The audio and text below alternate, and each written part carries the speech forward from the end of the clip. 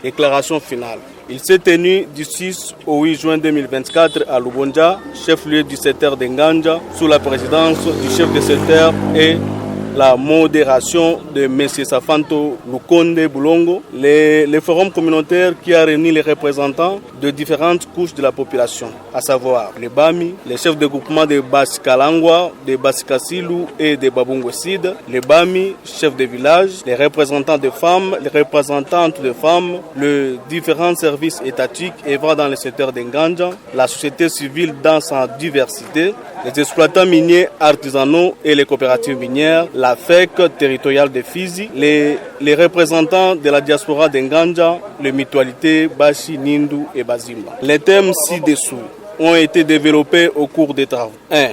Décentralisation, fiscalité locale et gouvernance sécuritaire par les CDD au Bissimois. 2. Apport du pouvoir coutumier pour la sécurité, le développement et l'exploitation minière légale et satisfaisante pour tous. C'est pour les Labantou.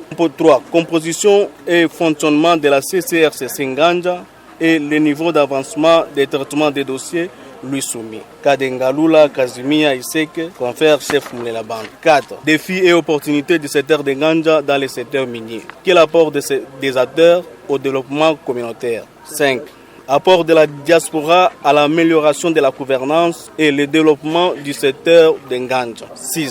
Les principaux défis du secteur de Nganja dans la mise en œuvre des prescrits de la réglementation relative à la décentralisation et le contenu minimum du PDL 2023-2028 par les chefs de secteur. À l'issue des 3 jours de travaux, les participants ont formulé les engagements et les recommandations suivantes. A. Dans les domaines miniers. 1.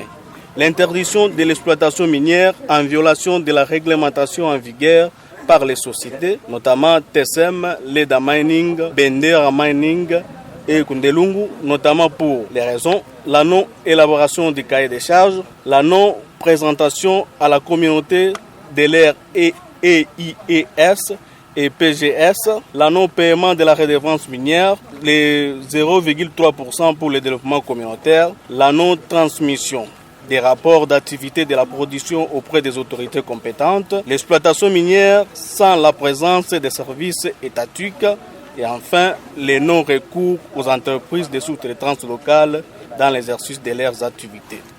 Deuxième point, que le CB Mine de Fizi effectue une mission sanctionnée par un PV dans ces entreprises pour constater l'exercice illégal des activités minières par ces entreprises. Cas des TSM qui exploitent de l'or dans les PEPM 71-21 alors que l'État lui a accordé de l'exploitation de l'argent sur le PEPM. 3.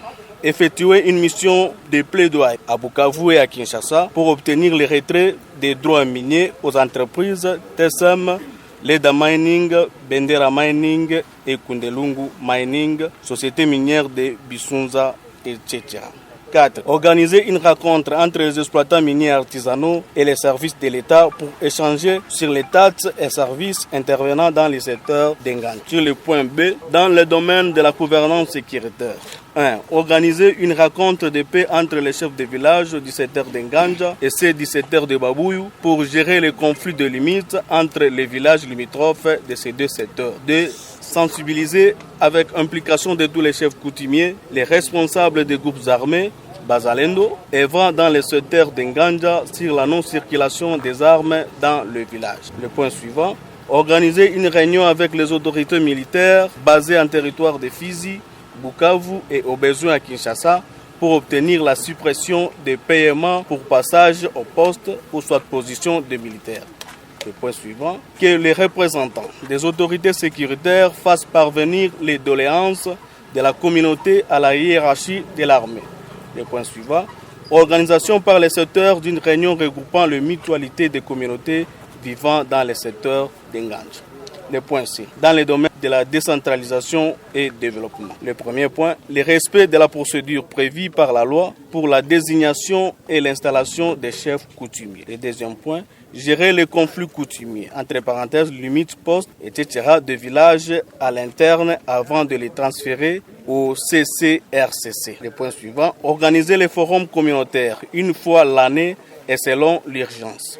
Le point suivant, sensibiliser par les chefs coutumiers de la population sur le fonctionnement du CCRCC. Le point suivant, assurance par les secteurs du suivi du travail des agents de l'État affectés dans le secteur d'Enganja. Point suivant, refus par la population d'Enganja de la réserve des faunes d'Enganja dans ses limites prévues par l'arrêté du gouverneur et sa mise sous la responsabilité de la Fondation Cosma Wilungula. Le point suivant, organisation par le secteur d'une réunion des chefs coutumiers, la population, l'ICCM et la Fondation Cosma Wilungula. Le point suivant, mettre à la disposition des chefs de village des semences afin de leur permettre de cultiver des champs de multiplication des semences à distribuer aux communautés.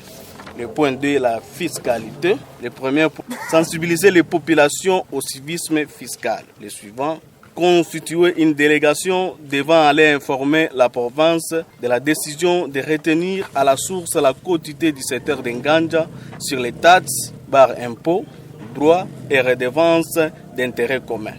Le point suivant, décourager les pratiques d'influence limitant le paiement des taxes. Et le dernier point, le point E, sur les genres, encourager de la participation de la femme dans les instances de prise de décision et des rencontres diverses.